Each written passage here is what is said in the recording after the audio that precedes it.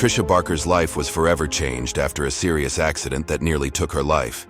During surgery, she had an NDE, near-death experience, which transformed her life, giving Tricia a new outlook on the world. Today, you'll learn about this incredible near-death experience. Tricia Barker grew up in East Texas, enjoying a childhood with a few happy moments alongside her best friend, exploring the charms of the countryside. However, her mother had some mental health issues, and Tricia became vulnerable to physical and emotional abuse. Studies became an escape for her, offering hope for a different future, away from the pains of the past. Determined to build a better life for herself, she devoted herself to her studies with the goal of attending a good college.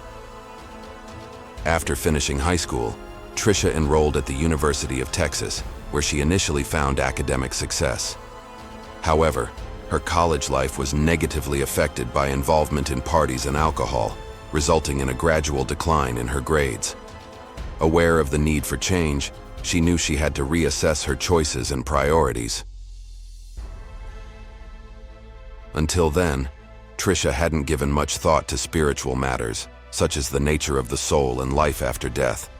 For her, death simply meant the end of consciousness, a return to the earth with no continuity. The traumas of childhood and subsequent involvement with alcohol left Tricia with some emotional issues, leading her to seek professional help. During one of her therapy sessions, her therapist recommended aerobic exercises, such as running, as a way to help with therapy. Fortunately, running was something Tricia already enjoyed, and she could easily run up to 10 miles a day. On the eve of one of her runs, Tricia was haunted by premonitions in the form of nightmares, although her disbelief in such phenomena led her to ignore them. The next morning, tired and without her usual dose of coffee to keep her alert, Tricia stopped at a traffic light, watching a car approaching at high speed. Unable to fully comprehend the situation, suddenly, the car at 60 miles per hour collided with Tricia's vehicle. She recounts, Immediately I knew something was wrong with my body because I was slumped over to one side and I couldn't reach my driver's license and insurance forms, and I couldn't move, basically. And I knew something was terribly, terribly wrong. Eventually, a Good Samaritan stopped, and she was a nurse. She stayed with me, held my hand, and she was beautiful. I'll never forget the kindness of her. She helped me until the ambulance arrived and they put me on a board. The closest thing I could say to a prayer was, God help me.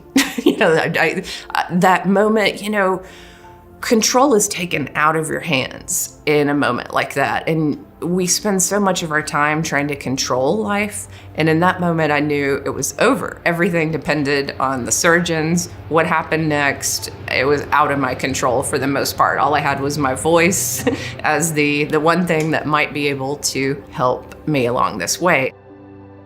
Tricia was quickly taken to the hospital, where a series of procedures were performed due to her internal injuries and spine broken in several places. Fear and pain were overwhelming. Few people fully recover from spinal injuries without consequences, and Tricia feared she might never walk again. The painkillers no longer worked, and Tricia was plunged into agony, screaming and crying. She had to be restrained for 17 hours to prevent her from hurting herself even more. Finally, after a long wait and suffering, a neurosurgeon agreed to perform the surgery, although he was exhausted after a 40-hour shift. But finally, someone would perform the procedure. However, the surgery was extremely risky. With a 17% chance of death, it was extremely perilous. But the things Tricia loved, like running, studying, among others, outweighed the fear of death itself, and she was determined to proceed with the procedure. Before the surgery began, Tricia recalls the doctor squeezing her hand, and then her consciousness seemed to detach from her physical body. She says, The minute I popped out, I was kind of in the corner of the room looking down at the surgeons and looking down at my body. And when you're outside of body, you don't see with normal eyes. You kind of see with this 360 degree vision and you can zoom in on something, or you can see behind you, but it's not that important. You're mainly looking at what you're looking at. But I remember the tops of the surgeons' heads, and I remember their hands, and I remember that there was a song on the radio. There was actually an Elvis song on the radio. It was the easy listening station.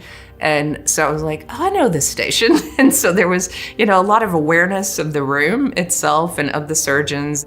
And then I thought, oh, I'm alive. I live beyond this body. And I was so excited. I wanted to tell my agnostic friends in that moment. I was like, oh, I could explain this to them. They will understand.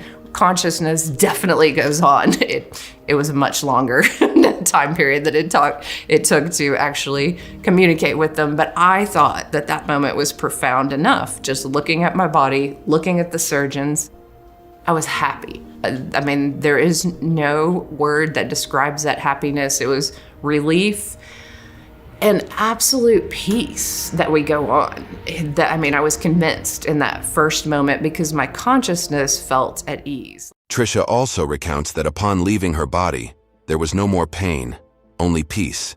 She felt more intelligent. She reports seeing behind the medical team there were some beings of light. She calls these beings angels. They were tall, and she could feel that they were very intelligent and didn't communicate like us. It was only telepathically. They were there to assist the medical team, as if they were guiding them. She could communicate telepathically with them, and they assured her that she would be healed, that she would be fine, that she would walk and run again. Imagine the happiness of this girl upon hearing that. This occurred at a critical moment during Tricia's surgery when internal bleeding caused significant blood loss, leading her heart to stop beating, and she clinically died. However, outside of her body, she was fully conscious, able to see and hear everything around her. There was no death, only a sense of freedom and an expanded perception of reality. Tricia described her out-of-body experience as a journey beyond the bounds of physics, where she could pass through walls and move freely. At one point, still in the hospital, she observed her stepfather, who was health-conscious, buying a chocolate bar, something he wouldn't normally do. This peculiar fact was later confirmed, further validating her experience. Drifting out of the hospital, Tricia experienced an intense sense of peace and happiness, although she knew she would eventually have to return to her physical body. While out, profound insights into the nature of life and consciousness emerged in her mind. The idea that earthly existence is only temporary, the possibility of reincarnation, and the expansion of consciousness now made sense to her on a deeper level. Moreover, Tricia experienced that in that state, she could emotionally connect with people she had known, feeling their feelings and experiences in a unique way. Her journey out of the body not only transformed her understanding of life and death, but also how she treats other humans and her connection to the whole.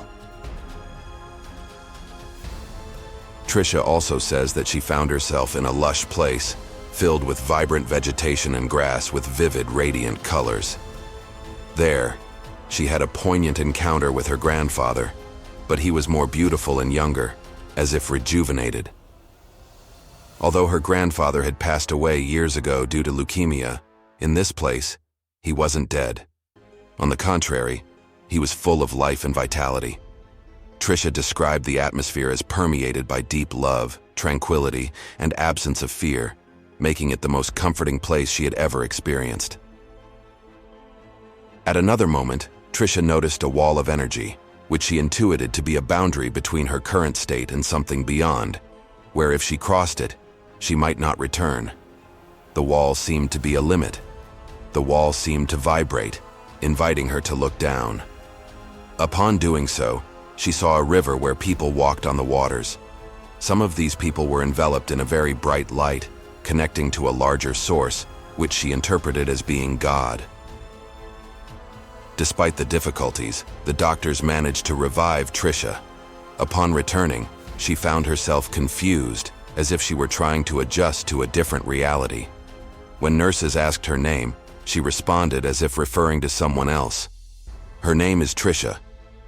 Perhaps it's hard to readjust quickly after experiencing such a transcendent place, where she felt connected to something greater and more meaningful, both individually and collectively. Tricia tried to talk to various people about what she had experienced in the hospital and later with her family, but people weren't very receptive. Some even thought she had gone crazy.